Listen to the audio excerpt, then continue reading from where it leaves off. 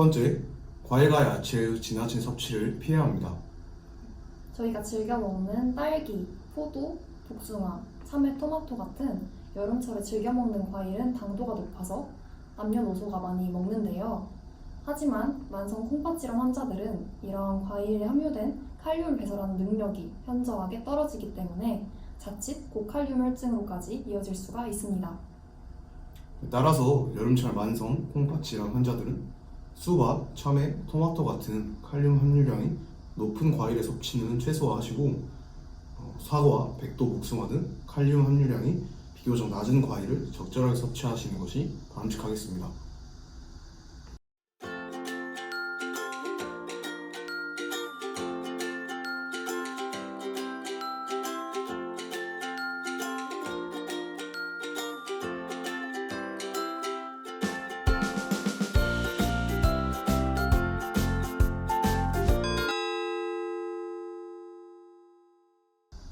두 번째, 수분 섭취를 적절히 한다. 땀이 많이 나는 여름철에는 평상시보다 물을 더욱 많이 찾게 되겠죠?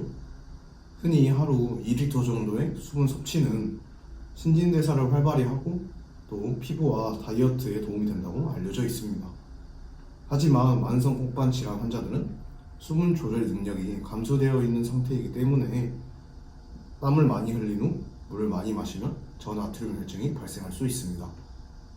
특히 말기 신부전 환자들에게서 저나트륨 혈증이 발생하게 되면 두통과 구역질, 또 현기증 같은 증상이 유발될 수가 있고 심한 경우에는 폐, 뇌와 같은 장기에도 부종이 발생해 호흡곤란으로까지 이어질 수가 있습니다.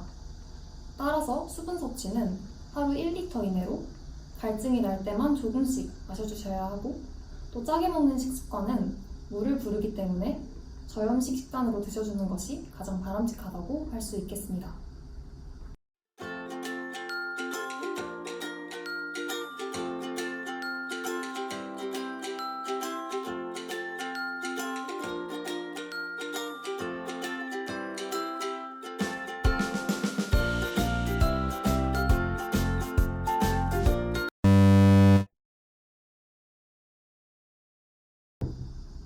세 번째, 피부 감염에 주의하셔야 합니다.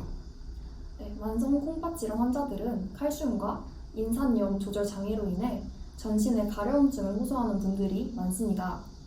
가렵다고 계속 긁으면 피부에 상처가 생기고 또 습하고 더운 여름철에 2차 감염이 생기기 매우 쉽겠죠.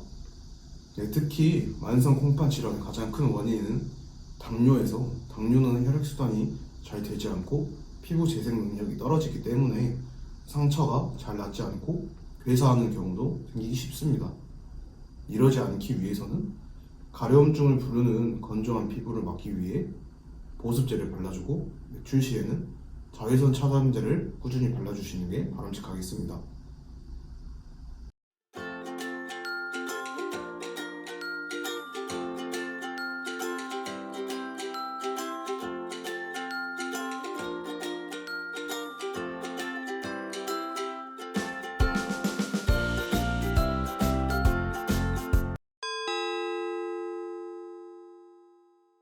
네 번째, 조리하지 않은 음식은 주의한다. 여름철에는 식중독에 주의해야 합니다. 만성 콩팥 질환 환자는 일반인에 비해 몸에 수분과 나트륨, 칼륨 같은 전해질을 보존하거나 배설하는 능력이 매우 감소되어 있습니다. 그러므로 식중독으로 인해 설사나 구토를 할 경우 탈수 현상이 더 쉽게 발생할 수 있고 이에 따른 전해질 장애도 당연히 더욱 쉽게 나타날 수 있겠죠. 일반인도 식중독에 걸려서 설사를 하게 되면 전해질 장애가 올 수가 있는데 콩팥 기능이 떨어진 환자들 같은 경우는 질환이 더 악화되고 회복이 어려워질 수 있습니다. 따라서 음식은 주로 익혀 먹고 생선회와 같은 날음식은 드시지 않는 게 바람직하다고 볼 수 있겠습니다.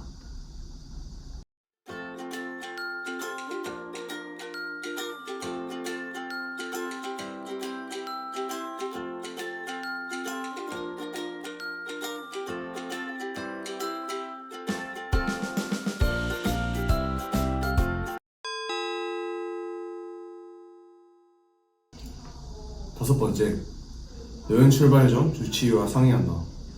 네, 여러분들 여름철 휴가 때 여행들 많이 떠나시죠? 여행을 떠나기 전에 반드시 주치의와 상의해서 현재 건강 상태에서 여행이 가능한지를 먼저 확인해야 합니다. 또 여행을 떠나게 될 경우 현재 복용하고 계시는 약의 이름이나 또 주의사항, 응급조치 등에 대해서 반드시 숙지하고 알아두셔야 할 필요가 있습니다. 환자뿐 아니라 같이 여행을 가는 동행들도 약 사용법을 모두가 알아두는 것이 좋으며 투석을 받고 있는 환자들은 여행지에서도 투석을 계속 받으셔야 하므로 투석이 가능한 병원을 미리 알아보고 예약하는 것이 바람직하겠습니다.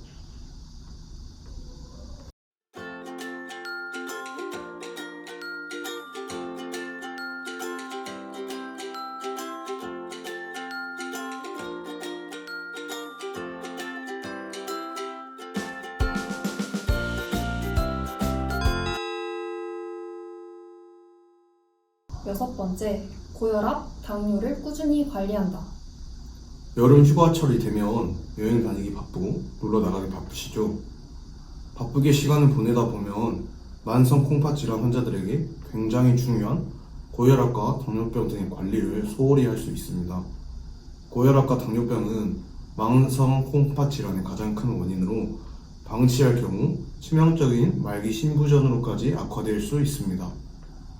따라서 여름 휴가철을 알차게 보내면서 처방받은 약을 거르지 말고 꾸준히 복용하고 또 수시로 혈압과 혈당 수치를 체크하면서 고혈압과 당뇨병을 관리해야 하는 것이 바람직하겠죠?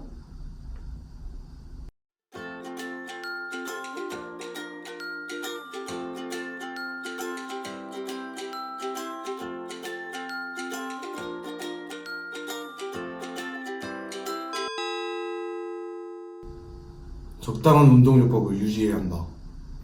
적당한 운동요법은 만성 콩팥병 환자에게 도움이 됩니다.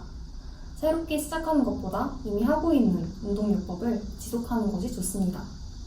당연히 땀을 뻘뻘 흘리면서 하는 과격한 운동보다는 적당하고 내 몸이 견뎌낼 수 있는 수준의 운동이 좋겠죠?